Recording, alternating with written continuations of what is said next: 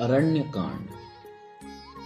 धर्म रूपी वृक्ष के मूल, विवेक रूपी समुद्र को आनंद देने वाले पूर्ण चंद्र, वैराग्य रूपी कमल के विकसित करने वाले सूर्य, पाप रूपी घोर अंधकार को निश्चय ही मिटाने वाले, तीनों तापों को हरने वाले, मोह रूपी बादलों के समूह को छिन्न भिन्न करने की विधि क्रिया में आकाश से उत्पन्न पवन स्वरूप ब्रह्मा जी के वंशज आत्मज तथा कलंक नाशक महाराज श्री रामचंद्र जी के प्रिय श्री शंकर जी की मैं वंदना करता हूँ,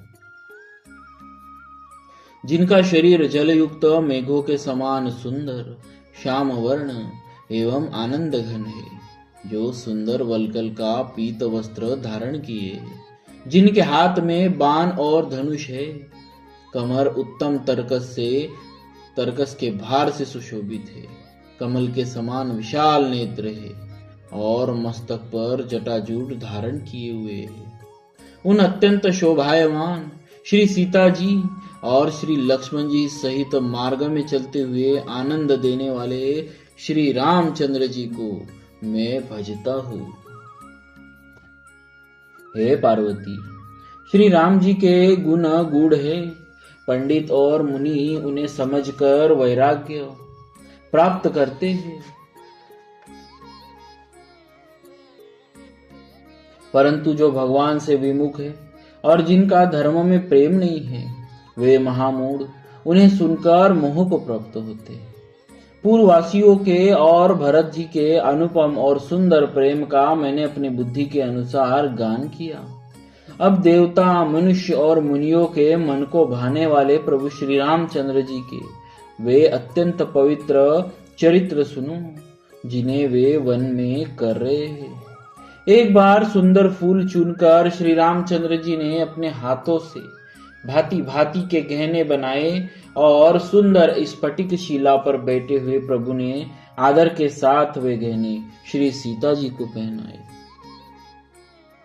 देवराज इंद्र का मूर्ख पुत्र जयंत कौवे का रूप धरकर श्री रघुनाथ जी का बल देखना चाहता है, जैसे महान मंदबुद्धि चींटी समुद्र का था पाना चाहती है।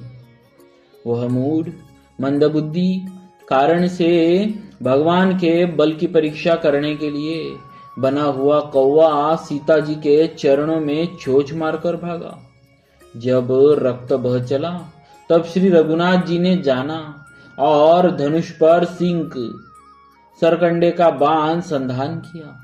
श्री रघुनाथ जी जो अत्यंत ही कृपालु है और जिनका दीनों पर सदा प्रेम रहता है, उनसे भी उस अवगुणों के घर मूर्ख जयंत ने आकर छल किया। मंत्र से प्रेरित होकर वह ब्रह्मबाण दौड़ा, कौवा भयभीत होकर भाग चला। वह अपना असली रूप धरकर पिता इंद्र के पास गया, पर श्री रामचंद्र जी का विरोधी जानकर इंद्र ने उसको नहीं रखा।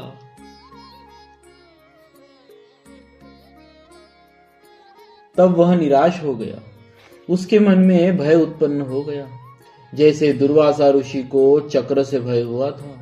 वह ब्रह्मलोक, शिवलोक आदि समस्त लोकों में थका हुआ और भय शोक से व्याकुल होकर भागता फिरा, पर रखना तो दूर रहा, किसी ने उसे बैठने तक के लिए नहीं कहा। श्री रामचंद्र जी के द्रोही को कौन रख सकता है? काकभूषुंडी जी कहते हैं, हे गरुड़ सुनिए, उसके लिए माता मृत्यु के समान, पिता यमराज के समान और अमृत विष के समान हो जाता है।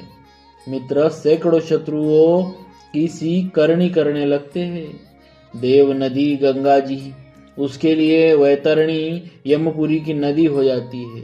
हे भाई सुनिए, जो श्री रघुनाथ जी के विमुख होता है, समस्त जगत उसके लिए अग्नि से भी अधिक गर्म जलाने वाला हो जाता है। नारद जी ने जयंत को व्याकुल देखा तो उन्हें दया आ गई, क्योंकि संतों का चित्त बड़ा कोमल होता है। उन्होंने उसे समझाकर तुरंत श्री राम जी के पास भेजा। उसने जाकर पुकार कर कहा, हे शरणागत के अधिकारी, हे शरणागत के हितकारी, मेरी रक्षा कीजिए। आतुर और भयभीत जयंत ने जाकर श्री राम जी के चरण पकड़ लिए और कहा, हे दयालु रघुनाथ जी, रक्षा करें। आपके अतुलनीय बल और आपकी अतुलित प्रभुता सामर्थ्य को मैं मंदबुद्धि जान नहीं पाया। आपने किए हुए कर्म से उत्पन्न हुआ फल मैंने पा लिया। अब हे प्रभु, मेरी रक्षा कीजिए, मैं आपकी शरण तक कर आया हूँ। शिव जी कहते हैं, हे पार्वती, कृपालु श्री रघुनाथ जी ने उसकी अत्यंत आर्त दुख भरी वाणी सुनकर उसे एक आंख का काना करके छोड़ दिया। उसने मोहवश द्रोह किया था, इसीलिए यद्यपि उसका वध ही उचित था, पर प्रभु ने कृपा करके उसे छोड़ दिया। श्री रामचंद्र जी के समान कृपालु कौन होगा। चित्रकूट में बसकर श्री रघुनाथ जी ने बहुत से चरित्र किए जो कानों को अमृत के समान प्रिय है। फिर कुछ समय पश्चात श्री राम जी ने मन में ऐसा अनुमान किया कि मुझे सब लोग जान गए हैं, इससे यहाँ बड़ी भीड़ हो जाएगी। इसीलिए सब मुनियों से विदा लेकर श्री सीता जी सहित दोनों भाई चले। जब प्रभु अत्रि जी के आश्रम में गए तो उनका आगमन सुनते ही महामुनि हर्षित हो गए, शरीर पुलकित हो गया। अत्रि जी उठकर दौड़े। उन्हें दौड़े आते देखकर श्री राम जी और भी शीघ्रता से चले आए। दंडवत करते हुए ही श्री राम जी को उठाकर मुनि ने हृदय से लगा लिया और प्रेमाश्रुओं के जल से दोनों भाइयों को नहला दिया। श्री रामचंद्र जी की छवि देखकर मुनि के नेत्र शीतल हो गए। तब वे उनको आदर पूर्वक अपने आश्रम में ले आए। पूजन करके सुंदर वचन कहकर मुनि ने मूल और फल दिए, जो प्रभु के मन को बहुत रुचे। प्रभु आसन पर विराजमान है। नेत्र भरकर उनकी शोभा देखकर परम प्रवीण मुनि श्रेष्ठ हाथ जोड़कर स्तुति करने लगे। हे भक्तवत्सल, हे कृपालु, हे कोमल स्वभाव वाले, मैं आपको नमस्कार करता हूँ। निष्काम पुरुषों को अपना परम धाम देने वाले आपके चरण कमलों को मैं भजता हूँ। आप नितांत सुंदर श्याम, संसार आवागमन रूपी समुद्र को मथने के लिए मंदराचल रूप फूले हुए कमल के समान नेत्रों वाले और मद आदि दोषों से छुड़ाने वाले हैं। हे प्रभु, आपकी लंबी भुजाओं का पराक्रम और आपका ऐश्वर्य अप्रमेय बुद्धि के परे अथवा असीम है।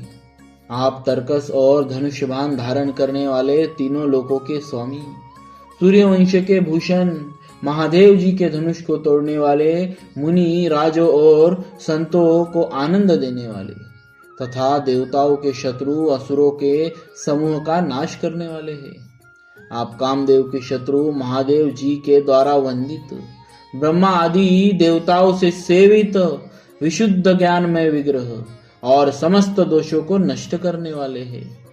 हे लक्ष्मीपते, हे सुखों की खान और सत्पुरुषों की एकमात्र गति, मैं आपको नमस्कार करता हूँ। हे शचीपति, इंद्र के प्रिय छोटे भाई वामन जी, स्वरूपा शक्ति श्री सीता जी और छोटे भाई लक्ष्मण जी सहित मैं आपको भजता हूँ। जो मनुष्य मत्सर दाह रहित होकर आपके चरण कमलों का सेवन करते हैं, वे तर्क वितर्क अनेक प्रकार के संदेह रूपी तरंगों से पूर्ण संसार रूपी समुद्र में नहीं गिरते, आवागमन के चक्कर में नहीं पड़ते। जो एकांतवासी पुरुष मुक्ति के लिए इंद्रिया आदि का निग्रह करके उन्हें विषयों से हटाकर प्रसन्नता पूर्वक आपको भजते हैं, वे सखीय गति को अपने स्वरूप को प्राप्त होते हैं। बोलिए श्री सीताराम जी महाराज की जय।